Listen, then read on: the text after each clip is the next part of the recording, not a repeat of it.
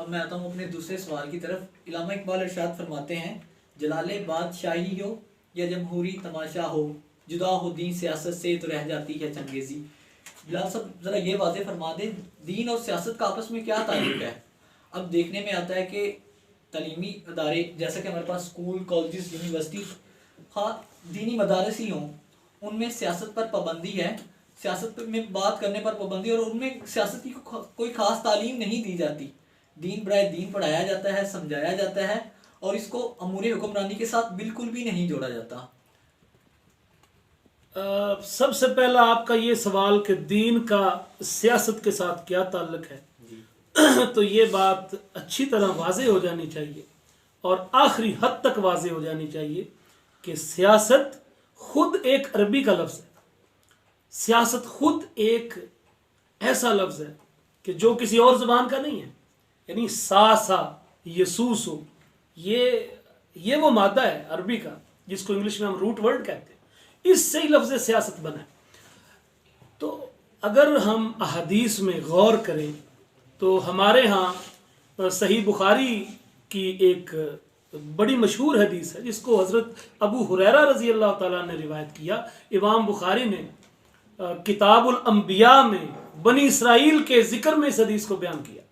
कहते हैं कि रसूलुल्लाह सल्लल्लाहु अलैहि वसल्लम ने फरमाया, कानत बनु इसराइल तसूसुहुमुल अंबिया, कि जो बनी इसराइल थे उनकी तसूसुहुम सियासत जो थी वो उनके अंबिया करते थे। यानी बनी इसराइल की सियासत उनके अंबिया करते थे। गोया ये ऐसा लफ्ज नहीं है कि जो बाद में वज़ा हुआ। सियासत का लफ्ज 14 सदियां पहले रसूलुल्लाह सल्लल्लाहु अलैहि वसल्लम की ज़बान अता से अदा कि दीन जो बनी इसराइल थे उनकी सियासत उनके अंबिया करते थे। तो यानी फिर आपने आगे इस इरशाद फरमाया कि जब एक नबी दुनिया से रुखसत हो जाता तो उसकी जगह पर अल्लाह ताला दूसरा नबी भेज देता जो उनके सियासी अमूर को सर अंजाम देता। अब फिर आगे इरशाद फरमाया कि अब चूंकि मैं आखिरी नबी हूं, मेरे बाद कोई नबी नहीं, तो मेरे बहुत सारे वारिस होंगे जो फिर सियासत का, हुक्मरानी का काम अदा करेंगे।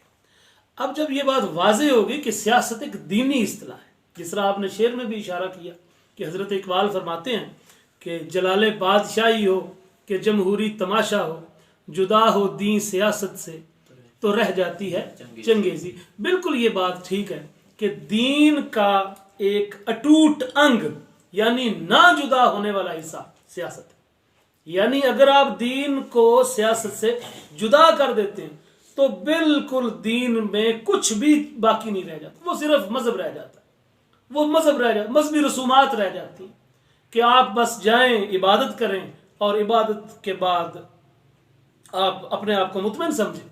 लेकिन सियासत का मतलब क्या है कि दीन की ग्लोबलाइजेशन, कि दीन जो है वो पूरी तरह दुनिया पर हाकम बन के आए, यानी अल्लाह की किताब की हुक्मरानी हो दुनिया पर। और ये जो दीन का शोबा है सियासत, यानी मजहब इबादत की शक्ल में, और दीन जब अपना ज़हूर मजहब की शक्ल में करता है तो इबादत जो है वो वजूद में आती है। और जब दीन अपना ज़हूर हुक्मरानी, जालिम के हाथ से कुव्वत खींचना, जालिम को जुल्म से बाज रखना, अदल का निज़ाम कायम रखना, दुनिया पर खुदा की हुक्मरानी कायम रखना, किताबुल्लाह की हुक्मरानी तमाम बातिल और तागूती निज़ामों को ख़त्म करके बालादस्ती किताबुल्लाह की कायम कर देना। जब सियासत अपना ज़हूर, जब दीन अपना ज़हूर सियासत के रंग में करता है तो फिर कैसर व किसरा जो है वो भी उसके सामने सरनगू हो जाते हैं। हर बातिल दीन के सामने झुक जाता है।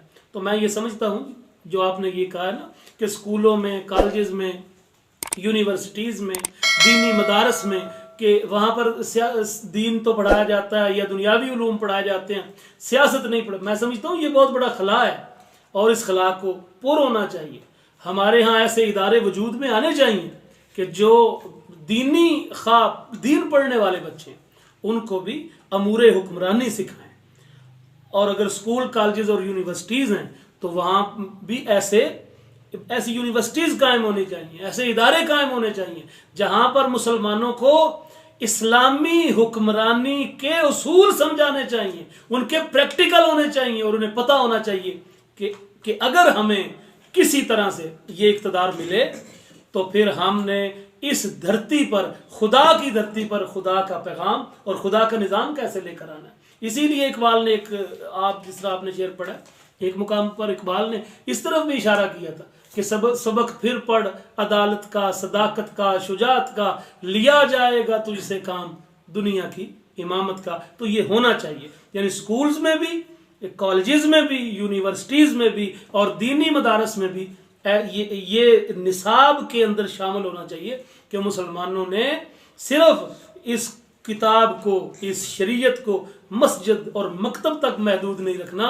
बल्कि इसका वो वक़्त, उस वक़्त के लिए इन्हें तैयार होना चाहिए कि जब अमूर हुक्मरानी उनके हाथ में। माशाल्लाह बिलाल साहब, सलामत रहें।